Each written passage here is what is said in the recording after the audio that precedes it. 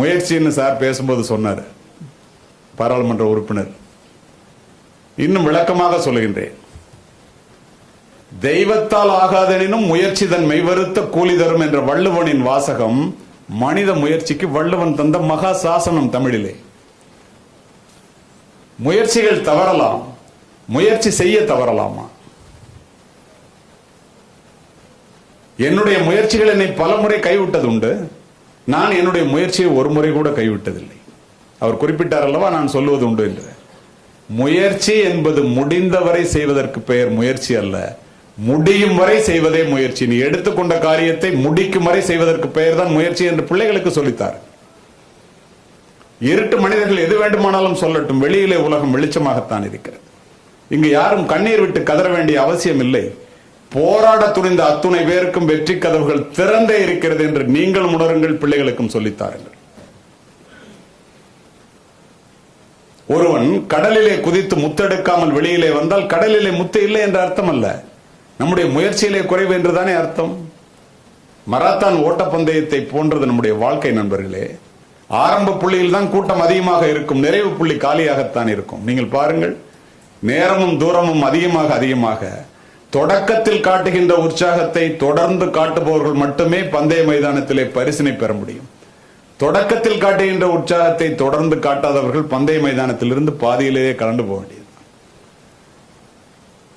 ஒரு புராணத்தில் உள்ள ஒரு சம்பவத்தை இந்த முயற்சி என்றால் எப்படி என்று நாம் தமிழர்களாகிய நமக்கு புரிய வைப்பதற்காக நான் இதனை கூறுகின்றேன். பரமசிவன் சங்கெடுத்து ஊதுனா வருண பகவானுடைய காதுல சங்கு சத்தம் பட்டா மழை பொழியும். இது ஒரு ஐதீகம்.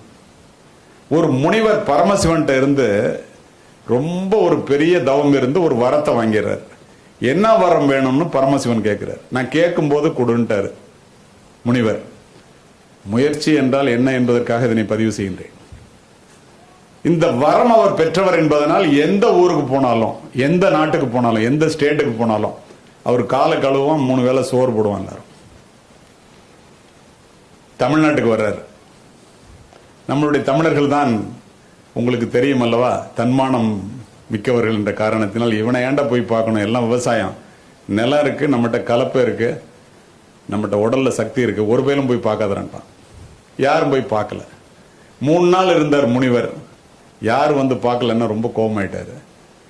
வரம் பெற்றவர் அல்லவா, பரமசிவன்ட்ட கேட்கிறாரு, நான் கேட்ட வரத்தை இப்ப கொடுங்கிறார். என்ன வரம் வேணும்னு கேட்கிறாரு. கொடுத்துத்தானே ஆக வேண்டும். தமிழ்நாட்டுக்கு மழையே பெய்யக்கூடாது. பரமசிவன் சங்க ஊதனா தானே வர்ண பகவான் காதுல சங்கு சத்தம் பட்டா மழை பெய்யுன்னு சொன்னேன். சங்க எடுத்து உரமா வச்சுட்டார். ஒருத்தனா உள்ள போனவெல்லாம் நின்றுட்டான். மழையில் உழுது என்ன பிரயோஜனம்? ஒருத்த மட்டும் விடாம தன்னுடைய முயற்சியை கைவிடாமல் தினம் போய் உழுதுட்டு இருக்கான். நாரதர் மேல இருந்து பாக்குறார். நாரதர் கலகம் நன்மையில் முடியும் அல்லவா, கீழே வர்றாரு. ஏண்டா நீ என்ன முட்டாளா, மழையே இல்லை, எல்லாரும் உழல, நீ மட்டும் ஏண்டா உழுதுட்டு இருக்க? அவன் சொன்னான், நான் என்னுடைய முயற்சியை கைவிட மாட்டேன். செஞ்ச தொழிலை விட்டவனும் கேட்டான், செய்யாத தொழிலை செஞ்சவனும் கேட்டான்டா. இதை விட்டா எனக்கு உழவு தொழில் மறந்து போயிடும், உன் வேலையை பாருன்ட்டான். நேரா பரமசிவன்ட்ட போனார் நாரதர். என்ன தமிழ்நாட்டுக்கு மழை இல்லைன்னு சொல்லிட்டீங்களான்னாரு. ஆமான்னாரு. ஏன்னாரு. அந்த முனிவர் அப்படி ஒரு வரத்தை கேட்டான், வேற வழி இல்லை, நான் கொடுத்துட்டேன். அங்க பாரு ஒருத்தன் உழுதுட்டு இருக்கான். பரமசிவன் கீழே பார்த்தாரு. ஒருத்தன் மட்டும் உழுதுட்டு இருக்கான். அவர் நாரதர்கிட்ட கேட்டார், ஏண்டா வேணா முட்டா பேல மழையே இல்லை, ஏண்டா உழுவுறான்? உடனே நாரதர் சொன்னார், அவன் முட்டாளான்னு நம்ம முட்டாளான்னு தெரியல, ஏன் அப்படி சொல்றேன்னாரு. அவன்கிட்ட போய் நான் கேட்டேன், முயற்சியை கைவிட்டா, செஞ்ச தொழிலை விட்டா அவன் கெட்டுருவான்னு சொல்றான், அதனால உழுவுறான், நான் மறந்து போகாம இருக்கிறதுக்காகன்ட்டு போயிட்டாரு. பரமசிவன் ஒரு நிமிஷம் யோசித்தாரு, ஏண்டா நம்ம தொழில் சங்கு ஊதுறதாச்சே, நம்ம சங்கே ஊதலையே, ஓரமா எடுத்து வச்சுட்டுமே, இது ஊதுமா ஊதாத அந்த சங்க, ஊதி பார்ப்போம்னு பூன்னு எடுத்து ஊதினாரு. வர்ண பகவான் மலையை பொழிஞ்சிட்டான். தெய்வத்தால் ஆகாதெனினும் முயற்சி தன் மெய்வருத்த கூலிதான். கடல் அலைகளை பாருங்கள், சூரியனை பாருங்கள். கதிரவனிடம் இருந்து கடமை தவறாமையும், அலைகளிடமிருந்து விடாமுயற்சியும் நாம் கற்றுக்கொள்ள வேண்டும். எக்காரணம் கொண்டும் நண்பர்களே முயற்சியை கைவிடாதீர்கள். உழைப்பின் சுரமே கடின உழைப்பின் மூலம் சிறு வயதிலேயே உங்களுடைய வாழ்க்கையை கடினமாக்கி கொண்டால் முதிர் வயதிலே உங்களுடைய வாழ்க்கை இன்பமாக இருக்கும்.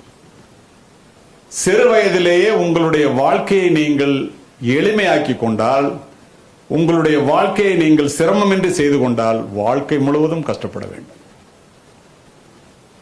இளமையிலேயே மலர்படுக்கையிலே படுக்க வேண்டும் என்று நினைத்தவர்கள் முதுமையிலே முள்படுக்கையிலே தான் படுத்திருக்கின்றார்கள். இளமைக்கு நீ வேலைக்காரனாக இருந்தால் முதுமையிலே நீ எஜமானனாக இருக்கலாம். இளமையிலேயே நீ எஜமானனாக இருக்க வேண்டும் என்றால் முதுமையிலே வேலைக்காரனாகத்தான் இருக்க முடியும். கடின உழைப்பிற்கு நிகர் உலகத்தில் வேறு எதுவும் இல்லை. உழைப்பு என்பது அவமானம் அல்ல, உழைக்காமல் ஓய்ந்திருப்பதுதான் அவமானம். நண்பர் செல்வராஜ் நேற்று பேசிட்டு இருக்கும்போது சொன்னாருங்க, எப்படி வந்தேன், எப்படி ஒரு முயற்சி, எப்படி ஒரு உழைப்பு, எப்படி இந்த இடத்துக்கு வந்தேன். அது மாதிரி தான் எல்லாரும் வந்திருப்பீங்க. நீங்கள் நினைத்து பாருங்கள், இந்த உழைப்புக்கு ஈடு இணை எதுவுமே கிடையாது. ஏன் தெரியுமா? உலகத்தை வென்ற அலெக்சாண்டராக இருக்கட்டும், மிகப்பெரிய வீரன் நெப்போலியனாக இருக்கட்டும், ஏன் பில் கேட்ஸாக இருக்கட்டும், ஸ்டீவ் ஜாபாக இருக்கட்டும், உசைன் போல்ட்டாக இருக்கட்டும், டெண்டுல்கராக இருக்கட்டும், மகாத்மா காந்தியாக இருக்கட்டும், அப்துல் கலாமாக இருக்கட்டும், உழைக்காமல் யாரும் உலகத்தில் வென்றதாக சரித்திரம் கிடையாது. நினைத்து பாருங்கள், ஒருத்தன் ஏழையார்கள், பணமே இல்லாம இருக்கிறவன் பணக்காரனாயிடலாம், படிக்காதவன் கூட பெரிய ஆளாயிடலாம், நல்ல சிந்தனைகள் இல்லாதவன் கூட பெரிய ஆளாயிடலாம் அரசியல் எல்லாம் நம்ம ஊர்ல. ஆனா உழைக்காமல் எவனும் உலகத்தில் ஜெயித்ததாக வரலாறு கிடையாது. அதுதானே உண்மை. உடல் கேட்கும் ஆசைகளையும் மனம் தேடும் இன்பங்களையும் அறிவினால் கட்டி போட்டுவிட்டு நீங்கள் உலகத்தை ஆள வேண்டும் என்று நினைத்தால், உழைக்க ஆரம்பித்தால், இன்னும் கடினமாக உழைத்தால் நீங்கள் இந்த உலகை வெல்லலாம் என்பதில் இருவேறு கருத்துக்கு இடமே இல்லை. அதுதானே உண்மை.